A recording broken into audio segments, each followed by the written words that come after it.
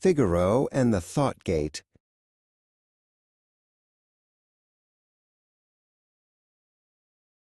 Hello, I am Figaro. I am a 5-year-old cat with fur the color of toasted acorns and whiskers as long as shoelaces. I live in a house full of sunlight, soft pillows, and people I love very much. My most important job is practicing my quiet heart. I have learned that being a good family member starts with what happens inside my own head before I ever let out a peep. One morning, a new friend arrived. His name was Kaio, a tiny bird with feathers the color of a summer rainbow. Kaio could whistle tunes that sounded like silver flutes, and he could dance on his perch. My human mother, Gulsen, clapped her hands in delight. "Look at those colors," she cried, leaning in to see him. Kaio was the center of attention, and he loved every second of it. Then Levent, the father of the house, came over to whistle back at the bird. "What a clever little fellow you are, Kaio," he said with a big grin. "Usually, when Levent comes home, he gives me a chin scratch first. But today, he didn't even see me sitting by the door." I felt a strange, itchy feeling in my chest.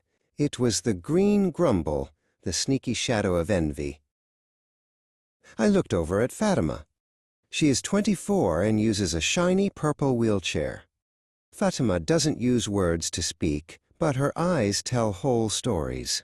Usually, she and I have a morning routine where I rub against her footrest and she smiles at me. But today, her eyes were fixed on Kaio's bright feathers. I felt like I was losing a race I wasn't even running.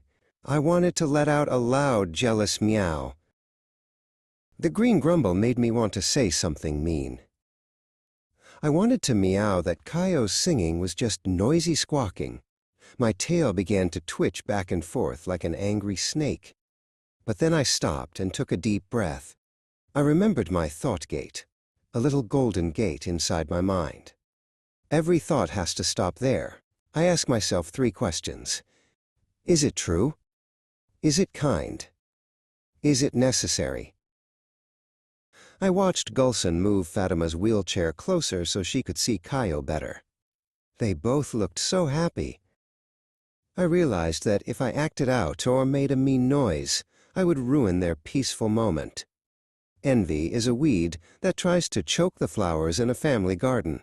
If I let my jealousy grow, I would start to feel angry all the time and make the whole room feel cold. I decided to be truthful but disciplined. I didn't have to pretend I loved the loud whistling. It was a bit much for my cat ears. But I didn't have to be mean either. I walked over to the cage and used my self-discipline to keep my claws tucked away.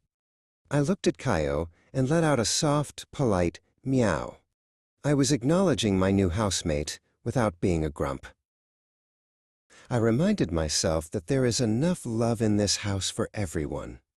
I am Figaro. I don't need to be a bird to be special. By filtering my thoughts at the thought gate, I kept our home happy. Being truthful doesn't mean saying every grumpy thing that pops into your head. Sometimes, the most honest thing you can do is stay quiet until the kindness catches up to your feelings. Fatima looked down and saw me sitting so patiently by her wheel. She reached down slowly, her hand finding the soft fur behind my ears. She gave me a gentle stroke, her eyes bright with love. "Oh, Figaro," Gulsen whispered from across the room, "you are such a good, patient boy." Because I hadn't let the green grumble win, the morning stayed peaceful for my whole family. So, remember my trick. When you feel envy trying to spark a mean word, check your thought gate. You are the master of your mind. You don't have to say everything you think. Control your thoughts, filter your speech, and practice the self-discipline of kindness.